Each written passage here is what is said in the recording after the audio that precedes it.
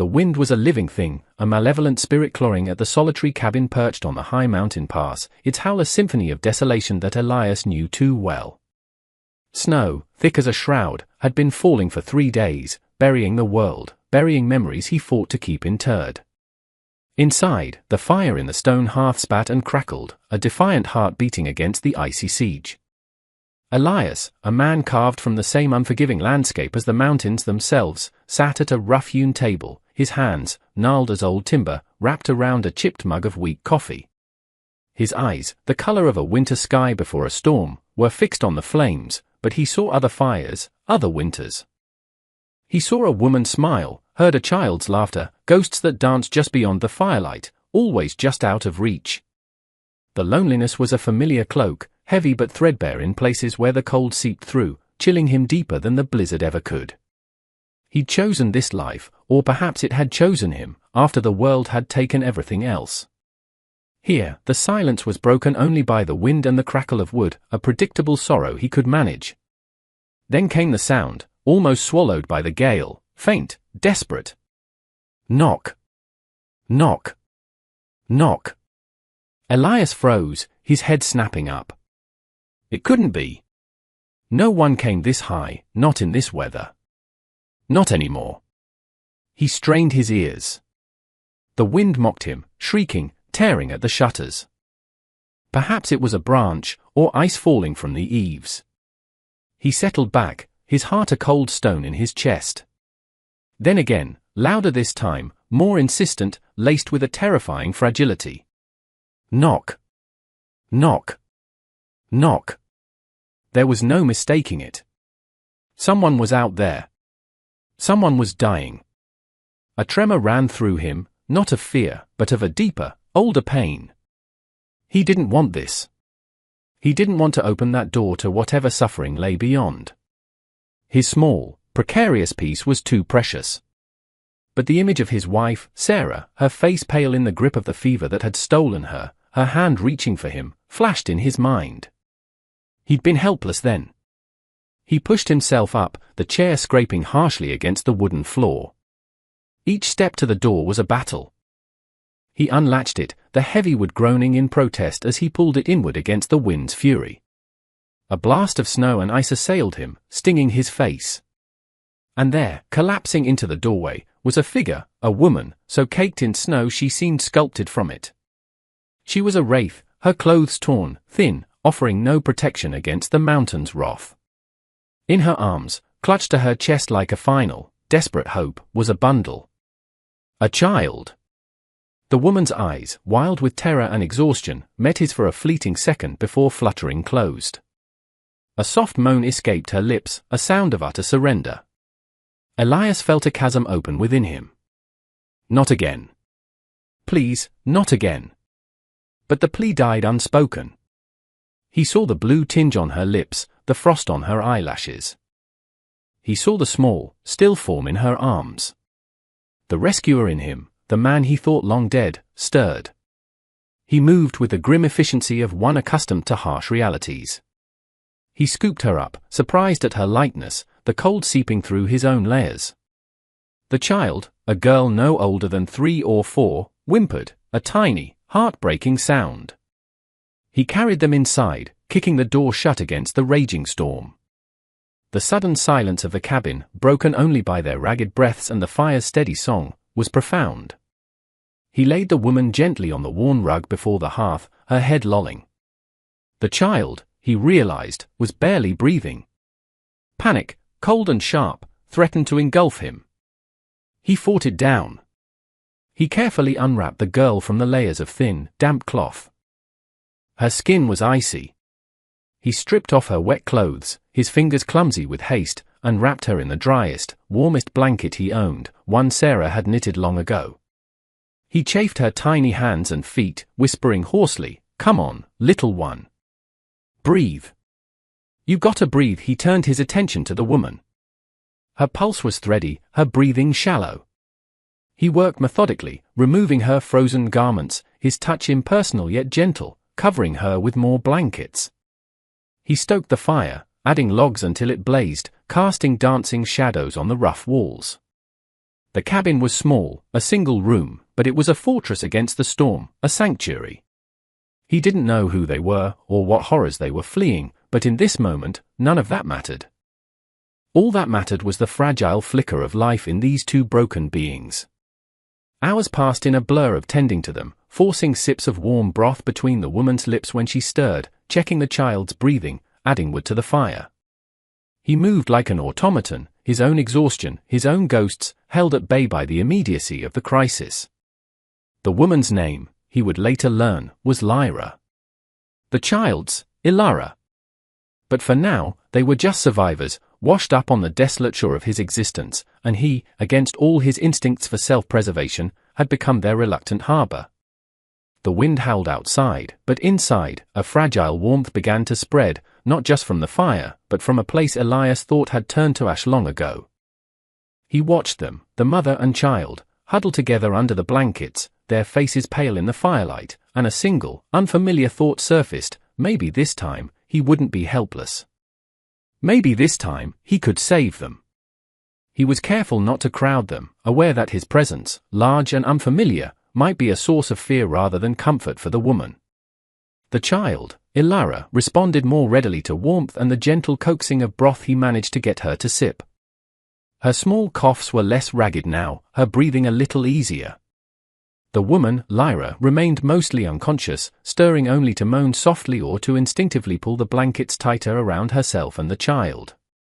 Elias found himself watching them, a strange ache in his chest. They were so vulnerable, so utterly dependent on him.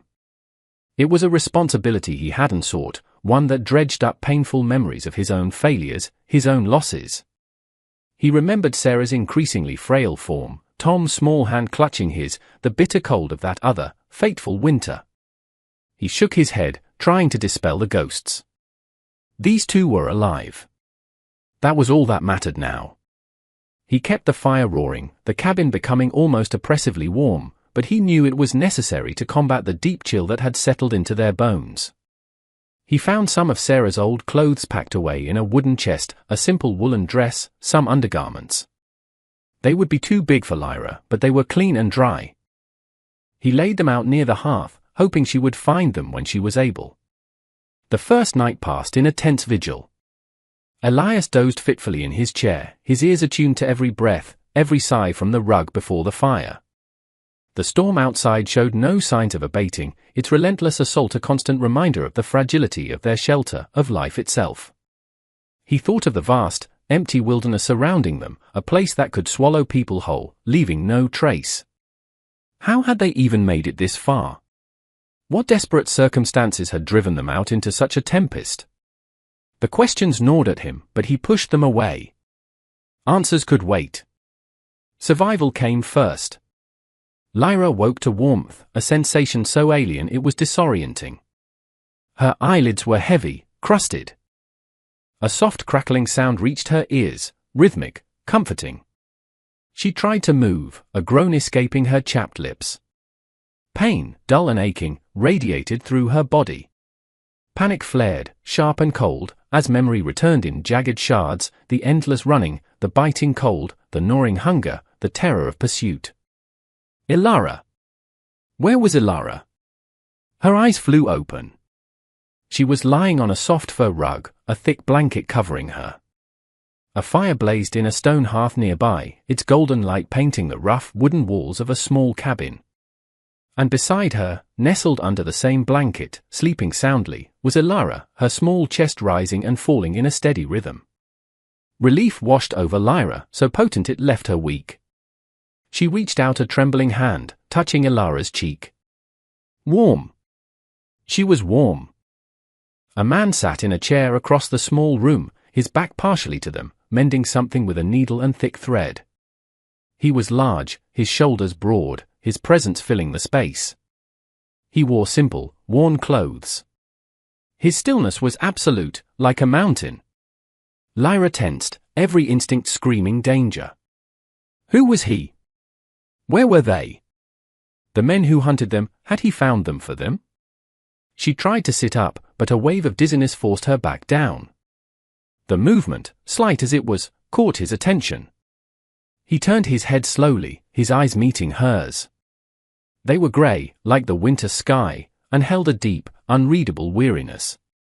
He said nothing, merely looked at her, his expression unchanging. Lyra's heart hammered against her ribs.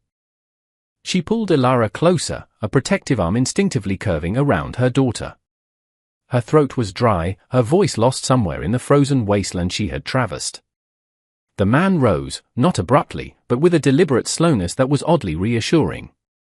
He approached the hearth, picked up a tin mug from the mantelpiece, and ladled something warm from a pot simmering over the flames. He walked towards her, extending the mug. Lyra flinched, pressing herself further into the rug. His eyes softened, just a fraction. "Broth," he said, his voice low, rough, like stone shifting. "Good for you." For the little 1 inch he placed the mug on the floor near her, then retreated to his chair, resuming his mending. His actions were devoid of threat, yet Lyra remained coiled, a spring wound tight with fear. For days, this silent ballet continued. Elias, she had heard him murmur the name once when he thought she slept, a soft sound addressed to no one, moved about the cabin with quiet efficiency. He tended the fire, brought them food, water. He never pressed her, never asked questions. He would leave small portions of cooked rabbit or stewed berries near them, then return to his own tasks, chopping wood outside, checking his snares, always within sight of the cabin but giving them space. His silence was a strange comfort. The men who had pursued her were never silent. Their voices, their laughter, had been weapons. This man's quiet was a shield. Ilara, with the innocent resilience of childhood, was the first to thaw. After a few days, her fear began to recede, replaced by a child's natural curiosity. She would watch Elias with wide, solemn eyes as he whittled a piece of wood or cleaned his old rifle. One morning, while Lyra drifted in a restless, pain-filled sleep, Ilara, drawn by the rhythmic tap-tap-tap of Elias' carving, toddled over to him. Lyra woke with a start, her breath catching in her throat, to see Ilara standing beside Elias's chair, her tiny hand tentatively reaching for a wood shaving. Elias had frozen, the knife still in his hand.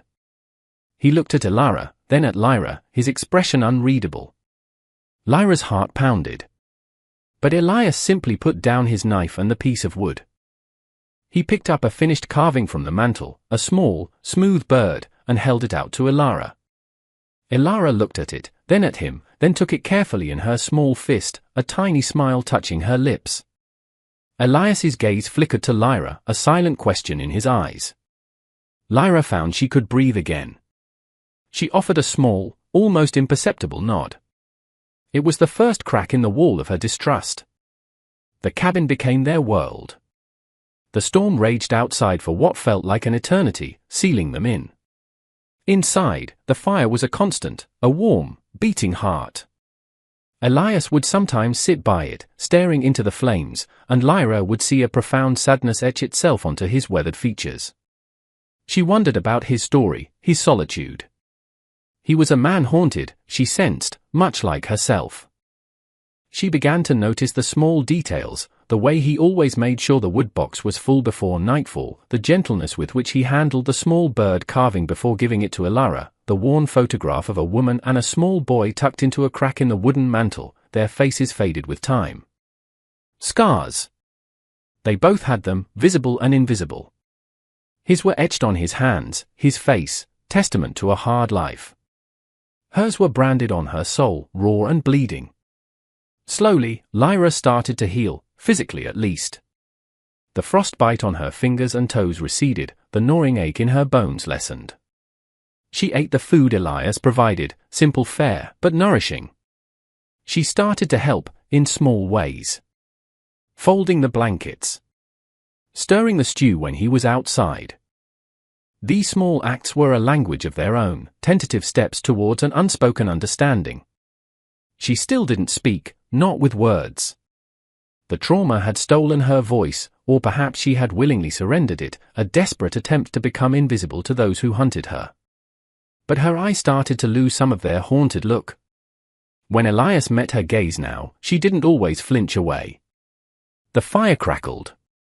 Ilara babbled softly, playing with her wooden bird. Elias mended a tear in his worn coat. Outside, the wind howled, but inside the small cabin, a fragile piece, as delicate as a newborn fawn, was taking its first, uncertain steps. It was a sanctuary built on shared silence, on unspoken grief, and the quiet, steady beat of a rescuer's unexpected kindness. Lyra found Sarah's clothes, neatly folded. She held the woolen dress to her cheek. It smelled faintly of lavender and wood smoke, a scent of a life she couldn't imagine. Wearing it felt like borrowing someone else's skin, but it was warm, and her own clothes were little more than rags. Elias made no comment when he saw her in it, but she thought she saw a flicker of something deep in his eyes, a sorrow too profound for words, before he turned away. The days bled into weeks, marked by the slow retreat of the snow and the gradual lengthening of the daylight that filtered through the cabin's single, small window. A fragile rhythm established itself within the weathered walls. Elias would rise before dawn, the scent of wood smoke and brewing coffee his daily ritual. Lyra, now stronger, would tend to Ilara, her movements becoming less hesitant, more assured. She started to contribute more meaningfully to their shared existence, her hands, though still bearing the memory of frostbite, relearning forgotten domestic skills. She would mend Ilara's tattered clothes with thread Elias provided, her stitches neat and precise. She learned to bank the fire, to prepare the simple meals they shared, her presence in the small kitchen area no longer that of a frightened ghost but of a quiet partner. Elias watched her, his expressions usually unreadable, but Lyra sometimes caught a flicker of something in his eyes, surprise, perhaps, or a reluctant acknowledgement of her growing strength. He saw the fierce, unwavering devotion she had for Ilara, a mother's love that mirrored the raw ache in his own heart for the family he had lost. That shared understanding, unspoken yet profound, began to weave a delicate thread between them. He never asked about her past, about the fear that still clung to her like a shroud, manifesting in nightmares that would leave her trembling and gasping in the pre-dawn darkness. He would simply ensure the fire was burning bright, a silent sentinel against the terrors of the night. One afternoon, Ilara, chasing a dust mote dancing in a rare shaft of sunlight, stumbled and fell, striking her head against the corner of the rough-hewn table. Her cry was sharp, full of pain and surprise. Lyra was there in an instant, scooping her up, her face a mask of terror. "Ilara!" "Oh, my sweet girl," she whispered, her voice raspy from disuse, the first word she had spoken beyond Ilara's name in weeks. Elias, who had been sharpening an axe by the door, was by their side immediately. He gently examined the small bump already forming on Ilara's forehead. "Just a knock," he said, his voice calm, steady. "She'll be all right." He fetched a clean cloth, dipped it in cool water from the bucket, and showed Lyra how to hold it against the swelling. His competence, his quiet reassurance in that moment of panic, chipped away another piece of Lyra's fear. Later that evening, as Ilara slept peacefully between them, her small face angelic in the firelight, Lyra spoke again. "Thank you," she said, her voice barely above a whisper, directed at Elias who was oiling his rifle. He paused, looking at her. He simply nodded, a gesture that conveyed more than words could. The dam of her silence was slowly breaking. A few days later, as a pale spring sun finally began to melt the last stubborn patches of snow around the cabin, Elias was checking his perimeter, a habit ingrained from years of solitude and a recent, growing unease. He found it nestled at the base of a pine tree, half hidden by new growth, a small, metallic cylinder, cold to the touch, with no discernible markings.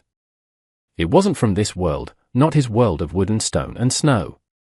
It was alien, manufactured, and it sent a chill down his spine that had nothing to do with the lingering winter air. He knew, with a certainty that settled like lead in his gut, that it was a marker, a beacon. They were being tracked. He said nothing to Lyra, not wanting to shatter the fragile peace she was beginning to find. But his vigilance increased. His eye scanned the tree line more frequently, his hand often resting on the worn stock of the rifle that leaned near the door. Lyra noticed the change in him, the subtle tension in his shoulders, the way his gaze lingered on the horizon. It reawakened her own dormant fears. The nightmares returned with greater intensity, filled with faceless men in dark uniforms, their voices cold, their eyes empty as they called her Asset LX7. She would wake up gasping, Ilara stirring beside her, her small hand reaching for comfort. One morning, after a particularly harrowing night, Lyra found Elias staring at the faded photograph on the mantel. He touched it gently, his calloused finger tracing the outline of the woman's smiling face. "Sarah," he said, his voice thick with unshed tears. "My wife." And little Tom, he didn't look at Lyra, just continued to stare at the photograph. The fever took them. Winter like this one, years ago, Lyra's heart ached for him. She understood loss. She understood grief. She reached out, her hand hesitating before lightly touching his arm. "I'm sorry," she whispered. He turned then, his grey eyes filled with a profound sadness, but also a flicker of something else, gratitude, perhaps, for her shared sorrow. He covered her hand with his own for a brief moment. "Stay," he said, his voice rough. "You and the little one. Stay as long as you need. You're safe here." The word safe hung in the air, a promise, a hope. But even as he said it, the image of the metallic cylinder flashed in his mind. Safety was a fragile thing, easily shattered. He knew the whispers of her past were growing louder, drawing closer, and soon, the sanctuary he had offered would be tested. Elara, too, was growing accustomed to Elias's quiet presence. She would sometimes offer him one of her precious berries, or pat his rough hand with her tiny one. These small gestures chipped away at the wall Elias had built around his heart, stone by stone. He found himself carving more little animals for her, a deer, a bear, a clumsy-looking rabbit that made Elara giggle, a sound that was like sunlight after a long winter. Each giggle, each small smile, was a balm to his old wounds, though he would never have admitted it, even to himself. He began to teach Lyra, through actions rather than words, how to set simple snares, how to identify edible plants now emerging from the thawing earth. She was a quick learner, her desperation to provide for Elara a powerful motivator. He recognized her resilience, the steel core beneath her fragile exterior. It reminded him of Sarah, in a way that was both painful and comforting. The cabin, once a tomb of his memories, was slowly, almost imperceptibly, coming back to life. The air grew heavy in the days that followed, thick with unspoken anxieties. Spring was unfurling its tentative green fingers across the mountainside, yet a chill deeper than winter's lingered around the cabin. Elias patrolled the perimeter with increasing frequency, his rifle a near-constant companion. He found another metallic cylinder, then a third, each one closer than the last, like a tightening noose. He knew they were coming. Lyra, attuned to his grim watchfulness, felt her old terrors resurface, coiling in her stomach like cold serpents. The fragile sense of security she had painstakingly built began to crumble. She clung to Elara, her love for her daughter a fierce, protective fire against the encroaching darkness. She found herself speaking more, her voice gaining strength, as if the act of naming her fears, even just to herself in hushed whispers, gave her some small measure of control. She told Elias snippets of her past, fragmented and disjointed, like pieces of a shattered mirror reflecting a horrifying landscape. She spoke of sterile facilities, of cold, impersonal beings she called her handlers, of a life where she was not a person but a possession, valued only for a rare genetic marker Elara had inherited. She had escaped with her daughter, seeking not freedom, for she didn't know if such a thing truly existed for them, but simply a chance for Elara to live, to breathe air untainted by their pursuer's sterile control. Elias listened, his face impassive, but his eyes held a simmering anger that mirrored her own. He didn't offer platitudes or false reassurances. He simply listened, his presence a solid anchor in the storm of her memories. One dawn, the birdsong was abruptly cut short. An unnatural silence descended upon the forest, a silence that prickled the skin. Elias, already awake, was standing by the window, his silhouette rigid. "They're here," he said, his voice flat, devoid of emotion, but Lyra heard the steely resolve beneath. Her blood ran cold. She scrambled up, pulling Elara, still sleepy and confused, into her arms. Fear, stark and primal, threatened to paralyze her. But then she saw Elias's face. He turned from the window, and in his eyes, she saw not fear, but a grim determination. He was a man preparing for battle, not for himself, but for them. That look, that unwavering strength, ignited a spark within her. She would not cower. She would not let them take Elara. Not again. 3 figures emerged from the tree line, moving with an unnerving, synchronized grace. They wore dark, nondescript uniforms that seemed to absorb the pale morning light. Their faces were obscured by visored helmets, rendering them impersonal, inhuman. The trackers. They stopped a short distance from the cabin, their movements precise, economical.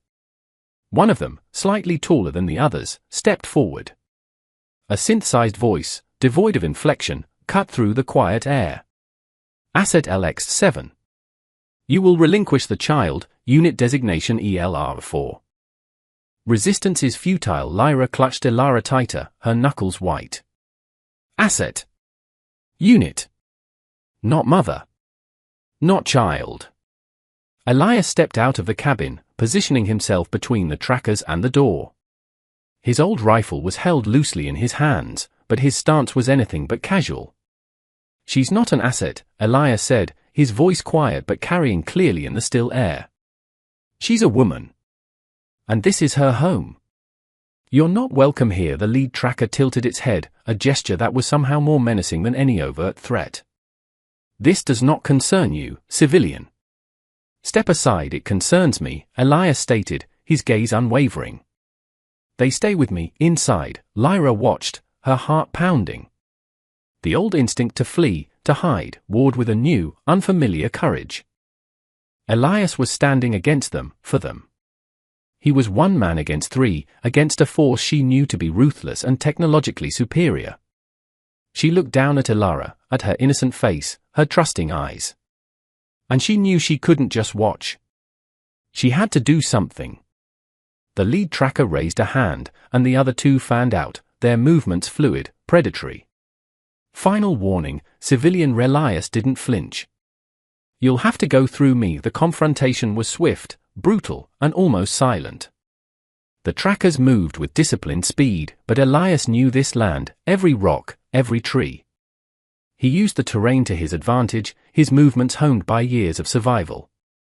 It wasn't a firefight in the traditional sense. The trackers seemed to favor incapacitation over outright lethality, their weapons emitting brief, high-pitched whines. One of them lunged at Elias. He sidestepped, bringing the butt of his rifle up in a powerful arc, catching the tracker under the chin. The figure stumbled back, momentarily disoriented. But another was already moving, flanking him. Suddenly, a piercing scream ripped through the air. Not from Elara, but from Lyra. She burst from the cabin, a burning log held precariously in her hands, its end glowing fiercely. Leave him alone, she shrieked, her voice raw with desperation and fury. She thrust the burning log towards the tracker advancing on Elias's blind side. The tracker, surprised by her sudden appearance and the primitive weapon, recoiled, shielding its visor from the heat and sparks. The momentary distraction was all Elias needed. He whirled, his rifle speaking once, a deafening roar that echoed through the mountains. It wasn't a killing shot, but it struck the tracker's weapon, sending it spinning away. The lead tracker, seeing its advantage waning, its targets proving more resilient than anticipated, made a decisive move towards the cabin door, towards Elara. The child, its synthesized voice commanded. Lyra screamed again, dropping the log and throwing herself in front of the doorway, a desperate, human shield. Elias saw the red glint of a targeting laser appear on Lyra's chest. There was no time. He lunged, tackling Lyra and himself to the ground, just as a searing beam of energy shot past where she had stood, charring the door frame. He rolled, coming up on one knee, and fired again. This time, his aim was true. The lead tracker staggered, its movements becoming erratic, before collapsing heavily to the ground, systems failing. The remaining tracker, seeing its leader fall and facing 2 unexpectedly fierce opponents, paused. Its helmeted head swiveled between Elias and the fallen leader. Then, with the same unnerving efficiency it had displayed upon arrival, it turned and retreated back into the trees, disappearing as silently as it had come. Silence descended again, broken only by Lyra's ragged sobs and Elara's frightened whimpers from inside the cabin. Elias rose slowly, his body aching, his ears ringing. He looked at Lyra, who was pushing herself up, her face smudged with soot, her eyes wide with a mixture of terror and triumph. She had found her voice. She had found her strength. She had fought. He moved quickly to the fallen tracker, ensuring it was truly disabled, its strange technology beyond his full comprehension but clearly inoperative. The forest was eerily quiet now, the echo of the rifle shot fading into the vastness of the mountains. He felt a deep weariness settle over him, the adrenaline ebbing away, leaving behind an ache in his muscles and a tremor in his hands. The immediate aftermath was a maelstrom of adrenaline and shock. Elias quickly checked the fallen tracker. It was inert, its systems fried, no longer a threat. The other had vanished, but he knew it wasn't necessarily over. They might send more. But for now, for this moment, they were safe. He turned back to Lyra, who was now inside, kneeling beside a terrified Ilara, murmuring soft reassurances. Lyra looked up as he entered, her eyes still wide, but a new light shone within them, the fierce glow of a protector. He saw a shallow burn mark on her arm where the energy beam had grazed past. "You're hurt," he said, his voice rougher than usual. She glanced at it, almost dismissively. "It's nothing," but he insisted, his concern overriding her stoicism. He gently cleaned the wound, his touch surprisingly tender, applying a salve he kept for burns. Their roles were subtly reversed. She, the one who had needed so much care, now bore a wound in his defense, and he, the stoic rescuer, tended to her with an open gentleness she hadn't seen before. As he worked, their eyes met. In that shared glance, unspoken volumes passed between them, gratitude, respect, a bond forged in the crucible of shared danger. The fear was still there, a lingering tremor in the air, but something else was present too, a burgeoning hope, tentative yet resilient. Ilara, sensing the shift in the atmosphere, crawled into Lyra's lap and then reached a small hand towards Elias, patting his cheek. A fragile smile touched Elias's lips, chasing away some of the grimness. The cabin, which had so recently been a battleground, began to feel like a sanctuary once more. The charred door frame was a stark reminder of the violence, but inside, the fire still burned, a symbol of their enduring will. That evening, as the sun dipped below the jagged peaks, painting the sky in hues of orange and purple, they sat together, not speaking much, but enveloped in a comfortable quiet. The threat had been faced, not by him alone, but by them, together. Lyra had found a strength she didn't know she possessed, a roar to match her fierce love for her child. Elias looked at her, at the way the firelight softened the tired lines on her face, at the determined set of her jaw. He thought of the empty spaces in his life, the silence that had once been filled with Sarah's laughter and Tom's childish chatter. For years, he had guarded those spaces, keeping them sacrosanct, barren. But now, Lyra and Ilara were here, filling the cabin not just with their presence, but with a warmth that was slowly, undeniably, thawing the ice around his heart. He reached out, his calloused hand covering hers where it rested on the table. She looked at him, her eyes questioning, a little fearful still, but also hopeful. "Lyra," he began, his voice quiet, hesitant. He wasn't a man of easy words. He thought of all the things he wanted to say, of the future he hadn't dared to imagine until now. He remembered the title he'd seen in a forgotten, dog-eared book from his past, a romantic notion he'd once scoffed at, but now felt profoundly true. He leaned closer, his voice a low whisper, meant only for her, a promise against the vast, listening silence of the mountains. "Stay," he breathed, the word carrying the weight of all his unspoken emotions. "Stay with me. With Ilara. Forever. This can be your home." "Our home," tears welled in Lyra's eyes, spilling over, tracing paths down her soot-stained cheeks. Not tears of sorrow, or fear, but of an overwhelming, unexpected joy. She had been hunted, a fugitive with no hope, no future. She had arrived with nothing but the clothes on her back and a child to protect. And now, this quiet, haunted cowboy, this reluctant savior, was offering her everything: safety, belonging, a family. A home. Her voice, when she finally found it, was thick with emotion. "Yes," she whispered back, her hand turning to grip his tightly. "Yes." Ilara, sensing the profound shift, looked from her mother's tear-streaked face to Elias's softened expression, and a wide, happy smile spread across her own. She scrambled from Lyra's lap and launched herself into Elias's arms, hugging him tightly around the neck. He held her close, his eyes meeting Lyra's over Ilara's small head. And in that moment, surrounded by the scent of wood smoke and the quiet crackle of the fire, a new family was born, unconventional yet fiercely bound, their foundations laid in shared trauma, mutual protection, and the courageous, life-affirming whisper of stay. The scars of their pasts would always remain, not as marks of damage, but as testaments to their survival, to the battles they had fought and won. The future was still an unknown territory, the threat of the trackers perhaps not entirely extinguished. But they would face it together. The cabin on the mountain, once a symbol of Elias's isolation and grief, transformed. It became a place of laughter, of learning, of shared meals and quiet evenings.